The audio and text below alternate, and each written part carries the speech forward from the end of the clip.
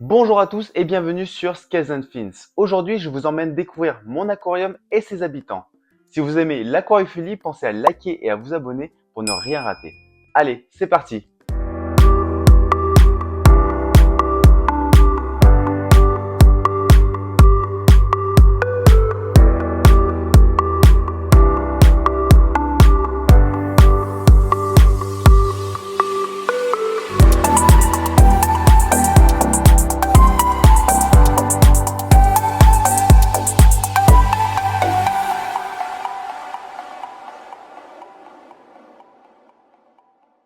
Avant de vous présenter mes poissons, parlons un peu du décor. J'ai opté pour un aquarium de 120 litres bien planté avec des plantes naturelles pour offrir un environnement sain et agréable.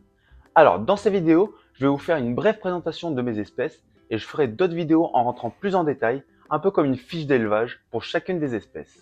Passons aux poissons. Ici, on a mes magnifiques néons bleus et néons roses. Ces poissons vifs et colorés sont parfaits pour apporter une touche de lumière à l'aquarium. En plus, ils sont paisibles et adorent vivre en banc. Les Tanystichlini sont des super poissons pour des aquariums communautaires. Ils sont résistants, faciles à entretenir et aiment vivre en groupe. Regardez comme ils sont élégants. Plus ils vont grandir et vieillir, plus des reflets métalliques vont apparaître sur leurs nageoires. Bien évidemment, impossible de ne pas parler de combattants. Ces poissons majestueux sont connus pour leur tempérament bien trempé et chacun a son petit caractère. Il faut bien faire attention à leur cohabitation avec les autres espèces. Pour ma part, ça se passe à merveille. Passons maintenant au nettoyeur du bac.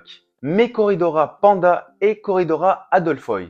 Ces petits poissons de fond sont à la fois mignons et très utiles, car ils aident à garder l'aquarium propre en fouillant le sol.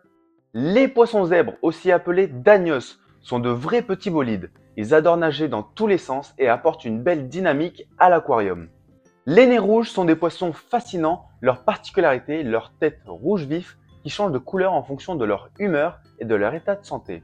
Ils sont aussi un très bon indicateur de la qualité de l'eau. Et pour finir, voici mes barbus crayons. Contrairement aux autres barbus, ils sont beaucoup plus calmes et se déplacent de manière élégante. Une super espèce pour un aquarium communautaire. Voilà pour la présentation de mon aquarium et de ses habitants. J'espère que ça vous a plu. Dites-moi en commentaire quelle est votre espèce préférée et si vous avez des conseils ou des questions. N'oubliez pas de liker et de vous abonner pour ne rien rater et je vous dis à très bientôt sur Scales and Fins.